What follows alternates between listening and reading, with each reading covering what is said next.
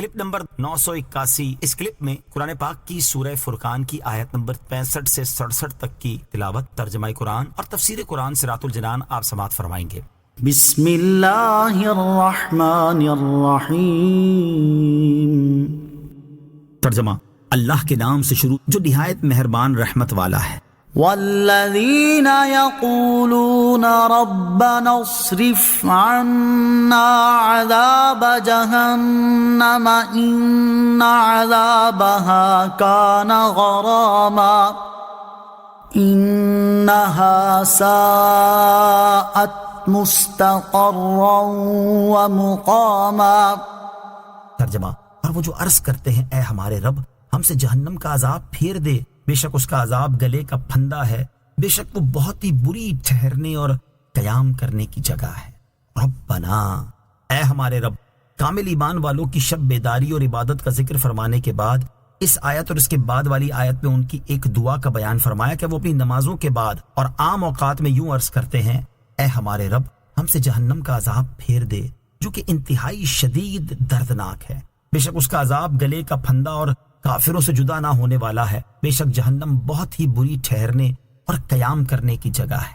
آیت والذین یقولون ربنا سے معلوم ہونے والی باتیں، اس آیت سے 3 باتیں معلوم ہوئی۔ نمبر 1، اپنی عبادت و ریاضت پر بھروسہ کرنے کی بجائے اللہ تعالیٰ کی رحمت اور کرم پر بھروسہ کرنا چاہیے اور اس کی خفیہ تدبیر سے خوف زدہ رہنا چاہیے کہ یہ کامل ایمان والوں کا طریقہ ہے۔ چنانچہ امام عبداللہ بن احمد نصفی رحمۃ اللہ تعالی فرماتے ہیں ان کی اس دعا سے یہ ظاہر کرنا مقصود ہے کہ وہ کثرت عبادت کے باوجود اللہ تعالیٰ کا خوف رکھتے ہیں اور اس کی بارگاہ میں عاجزی، انکساری اور گریہ وزاری کرتے ہیں۔ نمبر 2، علامہ اسماعیل حقی رحمۃ اللہ تعالی فرماتے ہیں اس آیت میں یہ بتایا گیا ہے کہ کامل ایمان والے مخلوق کے ساتھ اچھا معاملہ کرنے اور اللہ تعالیٰ کی عبادت میں خوب کوشش کرنے کے باوجود اللہ تعالیٰ کے عذاب سے بہت ڈرتے ہیں اور اپنے اوپر سے عذاب پھیر دیے جانے کی گریہ وزاری کے ساتھ التجائیں کرتے ہیں، گویا کہ وہ انتہائی عبادت گزاری اور پرہیزگاری کے باوجود جب اللہ تعالیٰ کی بارگاہ میں دعا کرتے ہیں تو خود کو گناہ گاروں میں شمار کرتے ہیں، اور اس کی وجہ یہ ہے کہ وہ اپنے اعمال کو شمار نہیں کرتے اور اپنے احوال پر بھروسہ نہیں کرتے۔ نمبر 3، بطور خاص نماز کے بعد دعا کرنی چاہیے۔ نماز پڑھنے والا تنہا نماز پڑھے یا جماعت کے ساتھ، امام ہو یا مقتدی، عمومی طور پر جب بھی موقع ملے اللہ تعالیٰ سے دعا مانگتے رہنا چاہیے۔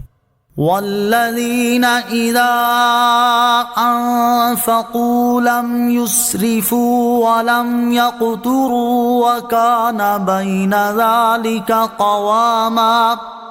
ترجمہ: اور وہ لوگ کہ جب خرچ کرتے ہیں تو نہ حد سے بڑھتے ہیں اور نہ تنگی کرتے ہیں اور ان دونوں کے درمیان اعتدال سے رہتے ہیں۔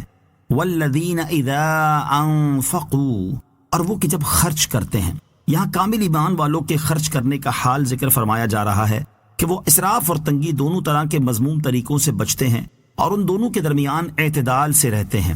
اسراف اور تنگی کرنے سے کیا مراد ہے؟ اسراف معصیت میں خرچ کرنے کو کہتے ہیں۔ ایک بزرگ رحمت اللہ تعالی علیہ نے کہا کہ اسراف میں کوئی بھلائی نہیں، تو دوسرے بزرگ رحمت اللہ تعالی علیہ نے کہا بھلائی کے کام میں اسراف ہوتا ہی نہیں۔ اور تنگی کرنے کے بارے میں حضرت عبداللہ ابن عباس رضی اللہ تعالیٰ عنہما فرماتے ہیں اس سے مراد یہ ہے کہ بندہ اللہ تعالیٰ کے مقرر کیے ہوئے حقوق ادا کرنے میں کمی کرے۔ مروی ہے کہ جس نے کسی حق کو منع کیا اس نے اقتار یعنی تنگی کی، اور جس نے ناحق میں خرچ کیا اس نے اسراف کیا۔ بعض مفسرین کا قول ہے کہ اس آیت میں جن حضرات کا ذکر ہے وہ سید المرسلین صلی اللہ تعالی علیہ وآلہ وسلم کے بڑے بڑے صحابہ کرام رضی اللہ تعالی عنہم ہیں جو لذت اور ناز و نعمت میں زندگی بسر کرنے کے لیے کھاتے، نہ خوبصورتی اور زینت کے لیے پہنتے، بھوک روکنا، ستر چھپانا، سردی گرمی کی تکلیف سے بچنا، بس یہی ان کا مقصد تھا۔ ضروریات زندگی میں صحابہ کرام رضی اللہ تعالی عنہم کا زہد۔ صحابہ کرام رضی اللہ تعالیٰ عنہم دنیا سے بے رغبت رہتے اور دنیا سے صرف اتنا ہی لیا کرتے تھے جتنا ان کی اہم ضروریات زندگی کے لیے کافی ہو۔ نیز وہ عیش و عشرت اور ناز و نعمت میں زندگی بسر کرنے کی بجائے سادہ زندگی گزارتے اور اپنے نفس کو دنیا کی سختی اور مشقت برداشت کرنے کا عادی بناتے اور دنیاوی زندگی کے قیمتی لمحات کو اپنی آخرت کی زندگی بہتر سے بہتر بنانے میں صرف کیا کرتے تھے۔ حضرت حسن بصری رضی اللہ تعالیٰ عنہ فرماتے ہیں میں نے 70 بدری صحابہ کرام رضی اللہ تعالیٰ عنہ کو دیکھا، وہ اللہ تعالیٰ کی حلال کردہ اشیاء سے اس قدر اجتناب کرتے تھے جتنا تم حرام اشیاء سے پرہیز نہیں کرتے۔ دوسری روایت میں اس طرح ہے کہ جس قدر تم فراخی کی حالت پر خوش ہوتے ہو اس سے زیادہ وہ آزمائشوں پر خوش ہوا کرتے تھے۔ اگر تم انہیں دیکھ لیتے تو کہتے یہ مجنون ہیں، اور اگر وہ تمہارے بہترین لوگوں کو دیکھتے تو کہتے ان لوگوں کا کوئی اخلاق نہیں، اور اگر وہ تم میں سے برے لوگوں کو دیکھتے تو کہتے ان کا قیامت کے دن پر ایمان نہیں۔ ان میں سے ایک کے سامنے حلال مال پیش کیا جاتا تو وہ نہ لیتا اور کہتا مجھے اپنے دل کے خراب ہونے کا ڈر ہے۔ صلو علی الحبیب صلی اللہ تعالی علی محمد صلی اللہ تعالی علیہ وسلم۔ مجھے اپنی اور ساری دنیا کی لوگوں کی اصلاح کی کوشش کرنی ہے انشاءاللہ عز و جل۔